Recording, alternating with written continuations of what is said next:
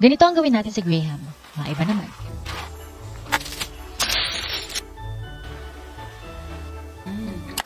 Basically, 3 ingredients lang ang kailangan dito. Magagawa mo na itong gagawin natin. Graham crackers, all-purpose cream, at condensed milk. Pwede na yan. At kung talagang mas tagtipid ka pa, Graham crackers, tapos creme densada, 2 ingredients lang. Pwede na yun. Ito na yung mga optional ingredients. Dahil hindi ko masyadong bet ang fruit sa aking Graham ngayon, kaya napili kong maglagay na lang ng chocolate and nuts. Pero para maging budget-friendly itong ating recipe, pwede kayong gumamit nung ordinaryong mani, yung peanuts. Pero dahil ang tagal na naka-impact ng mga ito sa aming bahay, sayang naman baka sila. Gagamitin ko na.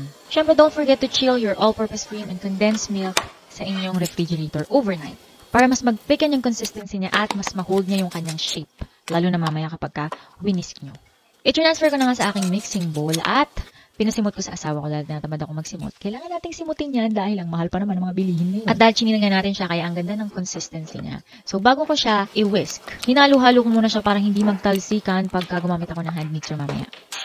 Kung wala kayong hand mixer, don't worry. Basta i-chill nyo lang overnight, pwede kayong gumamit ng manual whisk. Minix ko lang hanggang sa mag-double ang kanyang size.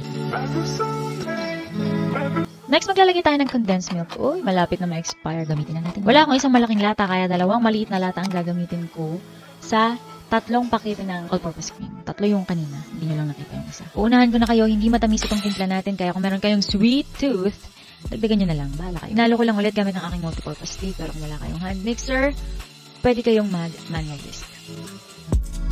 Ayun ang ating basic ingredients. Next, eto na. Kung gusto nyo maglagay ng fruits, maglagay kayo. Pero ako, ang ilalagay ko yung Graham crackers mismo dahil may mga natira pa. Pwede din kayo maglagay ng biscuit ng inyong mga anak. Gaya nitong tiger. Uy, tiger, baka naman. Durug-durugin lang natin at ilagay natin lahat dyan.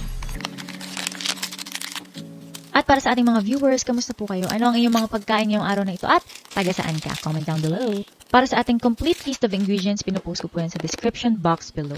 Maglalagay din ako ng chocolate dahil ayaw ko na masyadong matamis, kaya semi-sweet yung gagamitin ko. Kung anong meron kayong available dyan, kahit yung mga bloke-bloke, hiwa-hiwain nyo na lang, pwede yan. And again, pwede nyong ilagay yung mga mani nyo.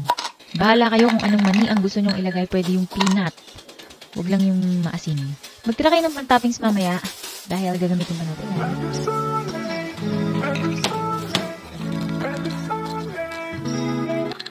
Tapos, haluin lang natin mabuti. Gagamit ako nitong aking baking pan. Kung ano mga container ang meron kayo dyan, pwede yan. Square or rectangle. Maglalagay ako ng wax paper para mas madali siyang hugutin kapag hiwa-hiwain natin. Ito nga yung ating Graham crackers. Mas maganda, syempre, yung hindi durug-durog ang mabunot nyo para magamit nyo ng maayos. Inassemble ko lang sa aking container at naisip ko, baliktarin ko para mas magandang tingnan. Inilagay ko lang yung aking cream mixture pero hindi ko muna siya pinuno. And then, nilagay ko lang yung mga natirang fillings. Chocolate nuts and crackers. Pagkatapos, kinover ko na ulit ng ating cream mixture. And then, top it with Graham crackers. So, yun yung ating last layer. At syempre, gagawa pa tayo sa ating isa pang container. Ito, mas mataas to. Kaya yung lahat ng mga natirang cream mixture, ilalagay ko na dyan. Mas makapal, mas magandang tingnan.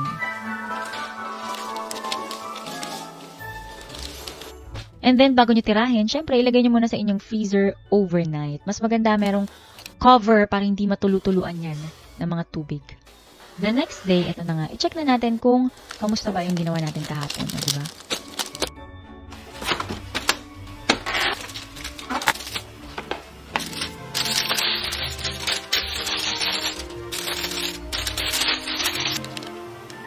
Hiwa-hiwain lang natin siya per Graham cracker. Tapos, kada hiwa, inilalagay ko siya sa mainit na tubig at pinupunasan ko para mas maganda yung slice. Clean slice.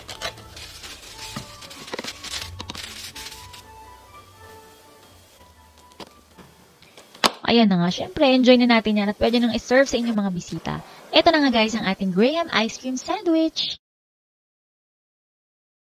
Napakasarap niya guys, tamang-tama lang yung tamis. Hindi nga siya masyadong matamis actually, kaya kayong bahala kung magdadagdag kayo ng condensed milk. Kaya naman i-try nyo na, lalong-lalo na sa darating na holidays, and comment down below kung musta ang inyong experience dito sa ating Graham ice cream sandwich. At dahil dyan, ako nga palang inyong sinerang ininyera, Jenny Cusin Silvestre. See you in my next vlog!